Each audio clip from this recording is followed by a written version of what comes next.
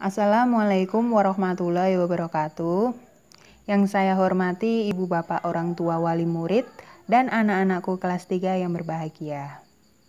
Hari ini Bu Retno akan menyampaikan pembelajaran daring pada hari Kamis tanggal 23 Juli 2020. Kita akan belajar materi tentang ciri-ciri makhluk hidup, tema 1, subtema 1, pembelajaran 2. Adapun tujuan pembelajaran yang harus dicapai adalah setelah mengamati gambar dan teks yang dibaca, siswa dapat menemukan kata atau istilah khusus tentang ciri-ciri makhluk hidup dengan tepat. Kamu telah mengetahui ciri-ciri makhluk hidup. Coba kamu amati halaman 9 pada buku paket tema 1. Makhluk hidup dapat bergerak dengan cara yang berbeda-beda. Manusia berjalan dengan menggunakan kaki. Ikan berenang dengan sirip. Cicak merayap di dinding. Tumbuhan bergerak tetapi tidak berpindah tempat. Tumbuhan bergerak ke arah cahaya matahari dan akar bergerak ke bawah. Selanjutnya, kalian amati halaman 10. Di sana terdapat ciri kedua makhluk hidup adalah bernapas. Bernapas merupakan proses penghirupan oksigen dan pengeluaran karbon dioksida dari dalam tubuh. Oksigen yang diambil digunakan untuk proses pembakaran sari-sari makanan di dalam tubuh makhluk hidup. Sedangkan sisa hasil pernapasan yaitu karbon dioksida dibuang melalui hidung. Alat pernapasan makhluk hidup berbeda-beda. Manusia bernafas dengan paru-paru, ikan bernapas dengan insang, mamalia, aves, reptilia, dan amfibi bernapas dengan menggunakan paru-paru. Sedangkan tumbuhan bernapas menggunakan stomata dan lentisel. Ciri yang ketiga adalah tumbuh dan berkembang. Tumbuh artinya bertambah ukuran tinggi dan beratnya. Sejak kamu kelas 1 sampai kelas 3 tentunya ada banyak perubahan pada dirimu.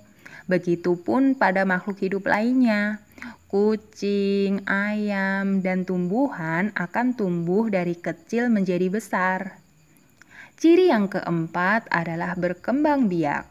Cara berkembang biak makhluk hidup berbeda-beda. Ada yang berkembang biak dengan cara melahirkan, ada juga yang berkembang biak dengan cara bertelur.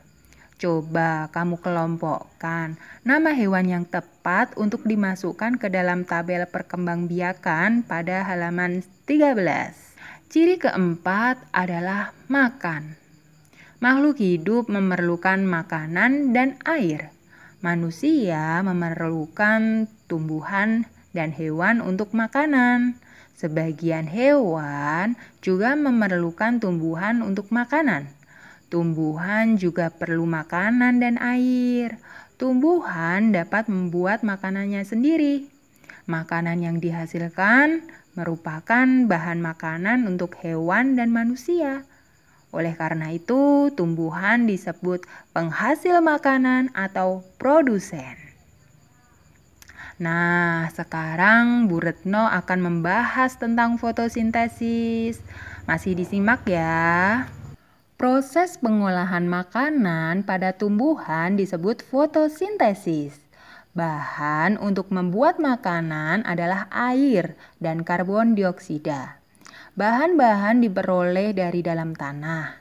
Pengambilan diserap tumbuhan melalui akar, sedangkan karbon dioksida diperoleh melalui mulut daun atau stomata dan lubang kecil pada batang atau yang dinamakan lentisel. Fotosintesis hanya terjadi pada tumbuhan yang berdaun hijau saja. Hal ini karena daun tersebut memiliki klorofil atau zat hijau daun. Klorofil diperlukan untuk proses pembuatan makanan. Klorofil bertugas mengikat cahaya.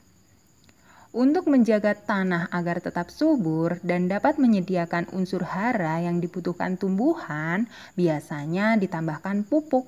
Sehingga jika tanahnya subur, maka tumbuhan dapat berkembang biak dan melakukan fotosintesis dengan baik. Ciri berikutnya adalah peka terhadap rangsang. Jika kita melihat sinar matahari atau sinar yang silau lainnya, dengan cepat kita akan menutup mata. Daun putri malu akan menutup daunnya jika disentuh.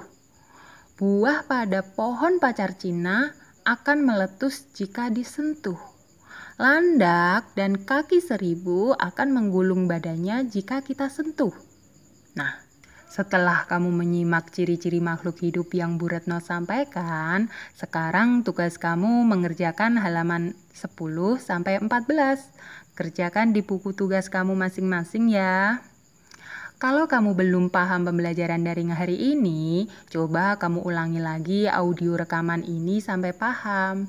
Jawaban sudah ada dalam rekaman apabila kalian tadi menyimak audio rekaman ini dengan baik. Selamat belajar!